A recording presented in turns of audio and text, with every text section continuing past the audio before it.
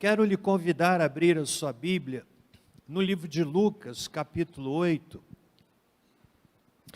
E o tema da nossa reflexão nessa noite é o seguinte: o que acontece quando o desespero encontra Jesus? O que acontece quando o desespero, eu não estou dizendo desesperado, mas estou falando desespero. O que acontece quando o desespero encontra Jesus?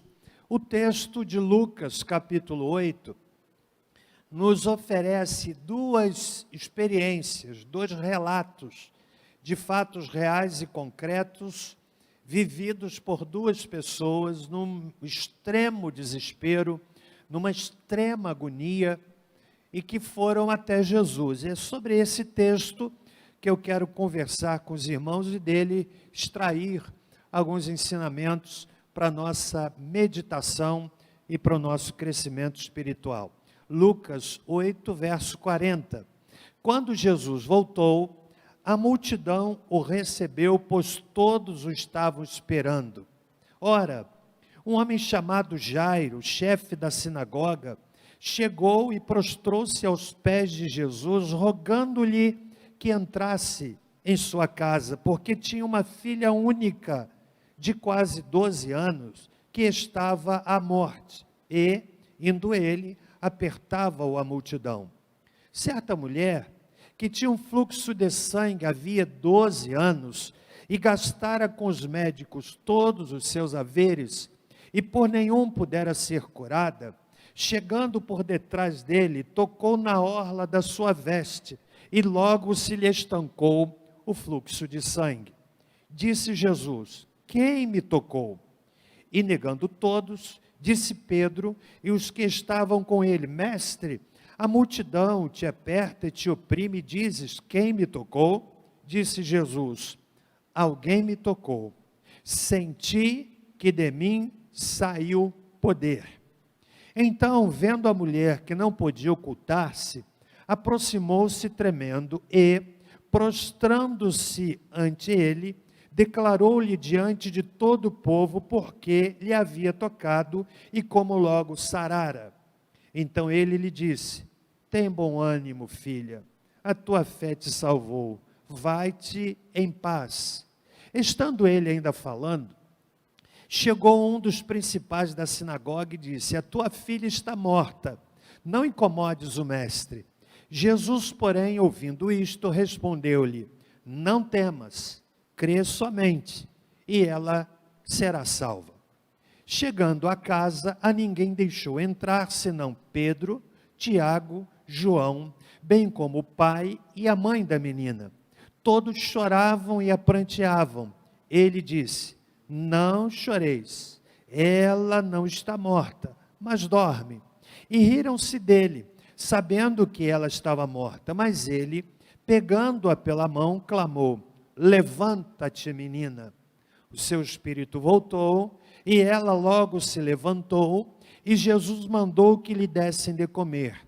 Seus pais ficaram maravilhados, mas ele lhes mandou que a ninguém dissessem o que havia sucedido.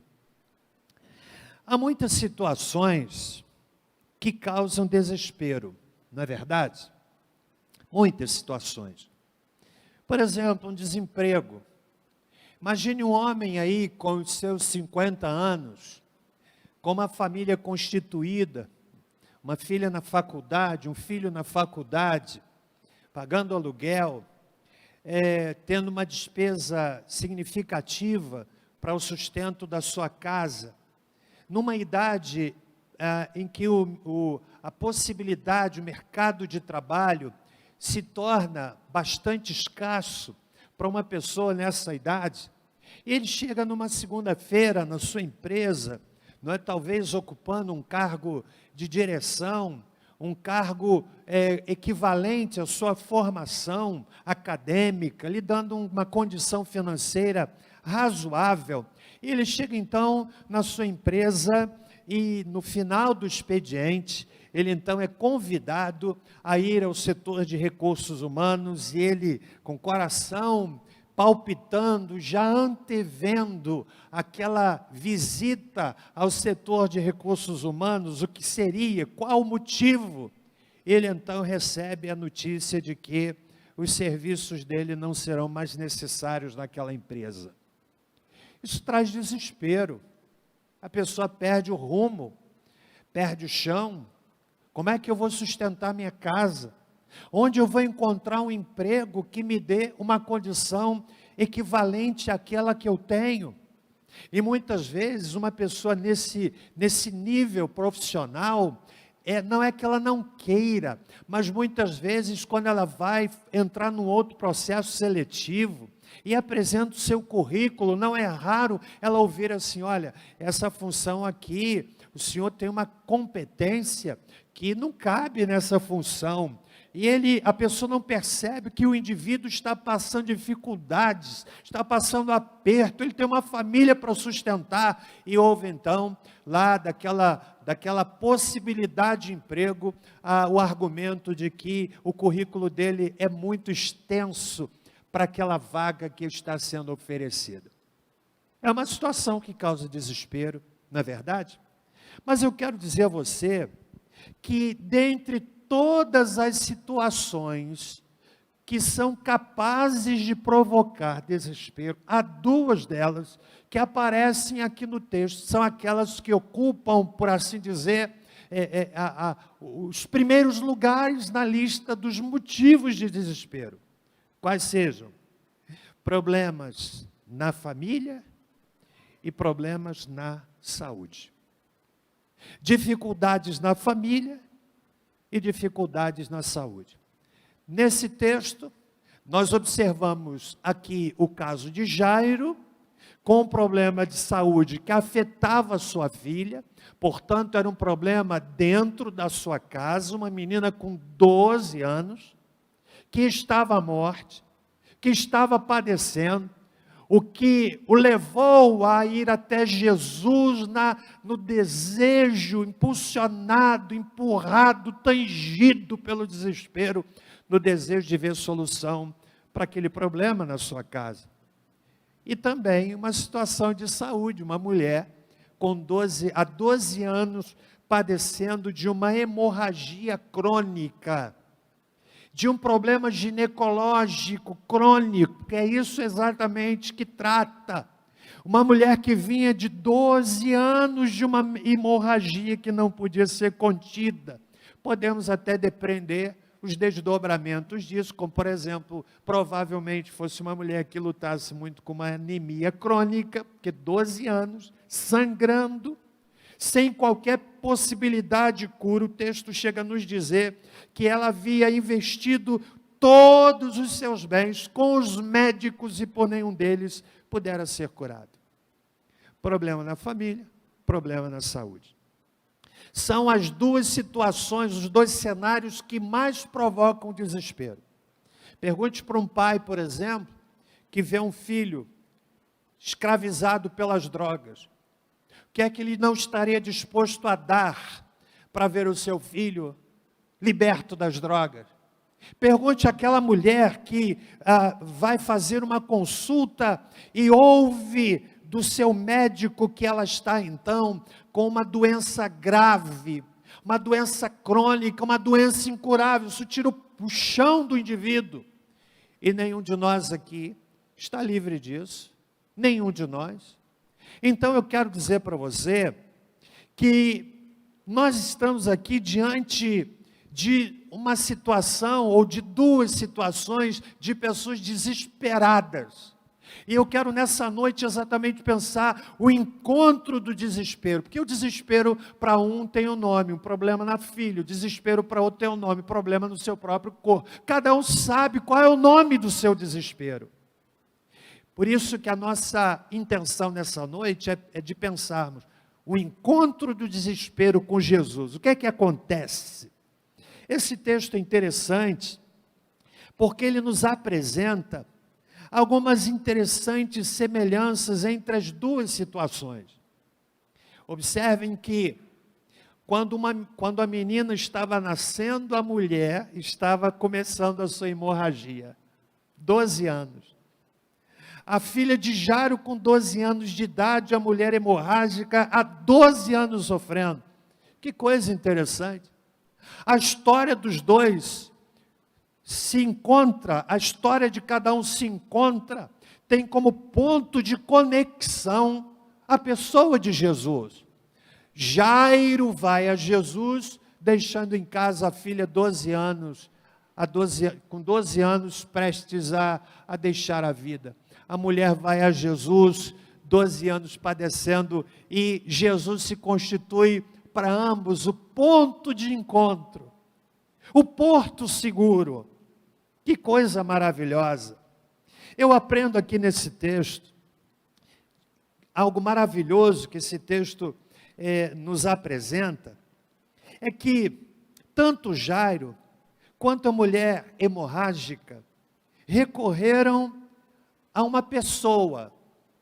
Não foi a um conceito, não foi uma religião. Eles não foram a uma identidade, a um CNPJ, a uma identidade religiosa. Eles foram a uma pessoa, foram a Jesus. O desespero de cada um os impulsionou até Jesus. E é exatamente isso que eu quero tratar nessa noite. O que acontece quando o desespero se encontra com Jesus? Em primeiro lugar, quando o desespero encontra Jesus, a esperança. A esperança.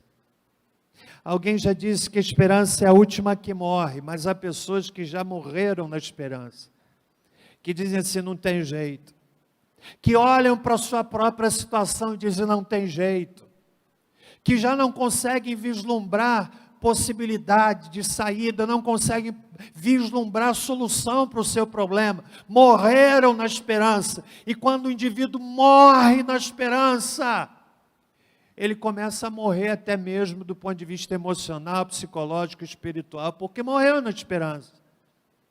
Morreu na esperança. Você sabe que há o bom morredor e o mau morredor. O que é o bom morredor? E o que é o mau morredor? O bom morredor é aquele que tem uma dorzinha e pensa assim, eu vou morrer. Tem uma dorzinha. Pensa assim, ai meu Deus, o que é que pode ser isso? Aí ele pensa assim, olha o bom morredor, eu não vou ao médico, porque se eu for ao médico, pode ser que o médico diga que eu tenho um problema sério. Então, eu não vou ao médico. É um bom morredor. Mas tem o mau morredor. Você sabe o que é o mau morredor? O mau morredor é aquele indivíduo que está crivado de doença. E você chega para ele diz, não, eu vou me recuperar. Eu vou sobreviver. Ele se agarra à vida de tal forma, ele se constitui no mau morredor. Você é um bom morredor ou mau morredor? Tem gente que tem uma dorzinha e diz, ah meu Deus, eu vou morrer, estou com câncer. Cruz credo, não posso nem falar esse nome. Você já viu pessoas assim? Estou com aquela doença, eu conheço alguém que está, não pode falar. Quantas pessoas que perderam a esperança?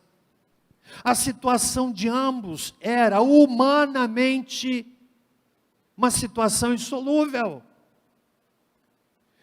No entanto, quando olham para Jesus, descobrem que Jesus Cristo é aquele que dá esperança. Jairo, chefe da sinagoga, diz o versículo 41. E uma mulher indigente, o nome dela não é apresentado. Mas olham para a sua situação de desespero, de caos pessoal. Um na família e outro na saúde.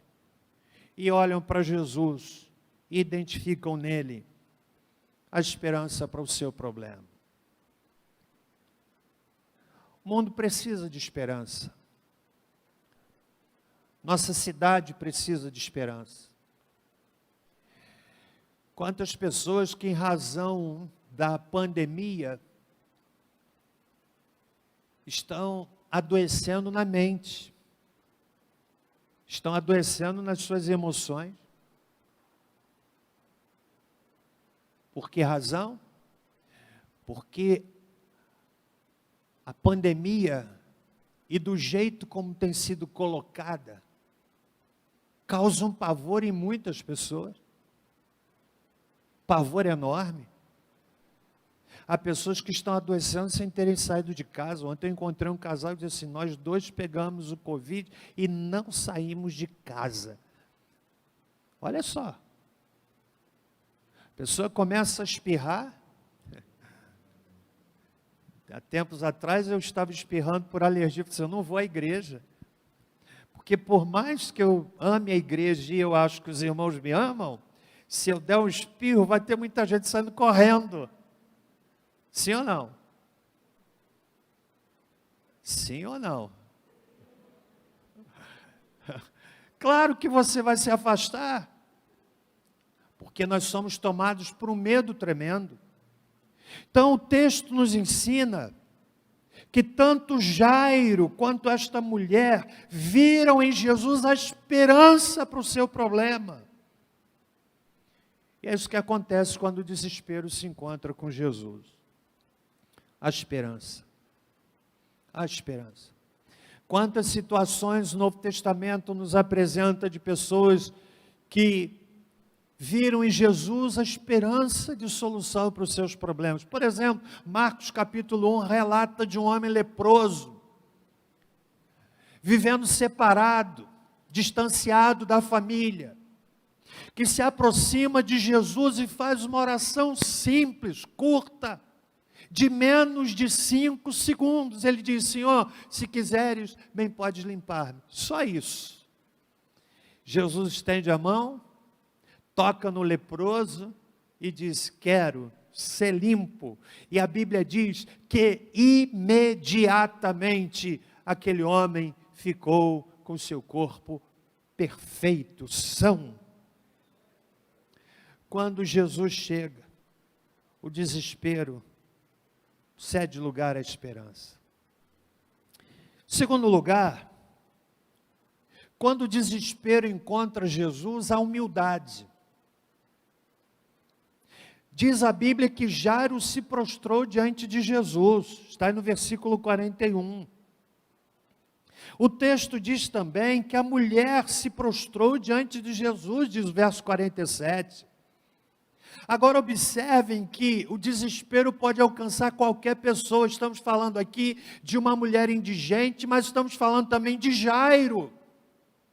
Uma pessoa de posição, chefe da sinagoga, tudo indica que ele era o responsável pela liturgia do culto judaico, da sinagoga. Era um homem que tinha projeção, que tinha respeito, que tinha destaque, mas não estava imune e isento de enfrentar uma situação de calamidade na sua casa. No entanto, diante de Jesus, tanto um quanto o outro se prostram. Há muitas pessoas que são tão arrogantes. Hoje pela manhã meditávamos aqui e eu disse para os irmãos que pessoalmente eu acredito que há pessoas que estão passando por tribulação porque Deus quer tratar delas.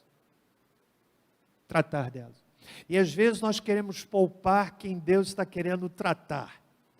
Não é que nós vamos deixar de ajudar, de socorrer os nossos irmãos, mas há pessoas que precisam de alguma tribulação, para que sejam quebradas naquela área em que todos nós somos mais difíceis, que é a área da soberba, da arrogância. Então, quando o desespero encontra Jesus, a humildade, os dois se ajoelharam, os dois se prostraram. Prostrar-se aqui, na verdade, é uma atitude o equivalente de colocar o rosto no chão. É aquela atitude de quem se reconhece tão pequeno diante de Jesus, e tanto um quanto o outro aqui se colocam diante do Senhor Jesus. Terceiro lugar, quantos estão comigo até aqui? Você sabe o que eu aprendo? Quando o desespero se encontra com Jesus, a cura. A cura. Jairo pediu que Jesus fosse até a sua casa. O Senhor Jesus foi. Diz o texto, aqui no versículo de número 49 seguintes, que quando ele vai chegando à casa de Jairo, vem uma notícia: a tua filha está morta, não incomodes o mestre. Jesus disse: não temas, crê somente, ela será salva. O Senhor Jesus chega àquela casa, acompanhado de Pedro, Tiago, João, bem como os pais daquela menina, o pai e a mãe daquela menina, não é? Do caso, o próprio Jairo. As pessoas choravam, eram os pranteadores profissionais, que eram pagos para chorar. Jesus então mandou que aquelas pessoas se retirassem. O texto paralelo de Mateus diz que elas foram postas para fora, porque há pessoas que atrapalham, há pessoas que carregam no coração a incredulidade, e isto impede muitas vezes que Deus faça aquilo que Ele quer fazer, porque encontra um coração incrédulo. E diz o texto então, que Jesus toma aquela menina pela mão, versículo 54, e disse: levanta-te, menina. E ela se levantou, o seu espírito voltou, a morta passou a viver. Pense na mulher hemorrágica, que vai por entre a multidão, carregando no coração o seguinte sentimento: se eu tão somente tocar na orla de Jesus, eu ficarei curada. E no meio da multidão, nós podemos imaginar uma posição de quem está quase que rastejando, e estende a mão, e toca no manto de Jesus, e quando aquela mulher toca no manto de Jesus, ele disse: alguém me tocou, porque de mim saiu poder, vazou virtude. A mulher, não podendo conter-se, se declarou, porque ela havia tocado Jesus e estava curada. Quando o desespero encontra com Jesus a cura. Talvez eu esteja falando aqui para alguém que me ouve aqui, ou me vê em casa, me ouve em casa, vivendo uma situação de desespero, uma situação pessoal que não dá sequer para ser compartilhada, coração apertado, coração pesado, talvez um casamento que está sucumbindo, talvez um problema com seu filho, um problema com a sua filha. Nessa noite eu quero lhe desafiar a ter um encontro com Jesus. A sua história vai mudar. A sua história vai mudar. É isso que o Evangelho ensina. E em último lugar, estão comigo até aqui, irmãos? Sabe o que eu aprendo? Quando o desespero encontra Jesus, há esperança, há humildade, há cura, mas há também perplexidade e alegria. O texto bíblico nos diz que aquela mulher que tocou Jesus, ela sentiu tanta alegria, sentiu tanta bênção na sua vida. No verso 47, nós encontramos aqui que ela não podia ocultar-se, ela estava radiante, ela sentiu de imediato que a sua hemorragia, o seu sangramento de 12 anos, naquele momento havia chegado ao fim. Que alegria! O texto diz também que os pais daquela menina, versículo 56, ficaram maravilhados, perplexos, tomados de uma grande alegria. Pensa bem, a filha que estava morta agora está viva, a filha que estava sem vida e agora está ali diante deles. Imagine a alegria que tomou conta do coração daquela família, porque o desespero encontrou Jesus. Há uns anos atrás, eu vi uma cena muito forte, de um menino que foi sequestrado.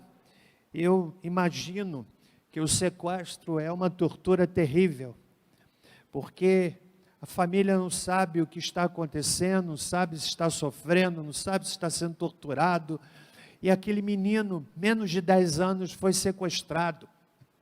Os sequestradores fizeram contato com a família e fazem aquela tortura. Se não pagar, nós vamos cortar, nós vamos fazer, vocês vão receber o seu filho em partes, e a família vivendo uma tortura psicológica e emocional muito grande. E pela misericórdia de Deus, os policiais conseguiram identificar os sequestradores e conseguiram resgatar aquele menino.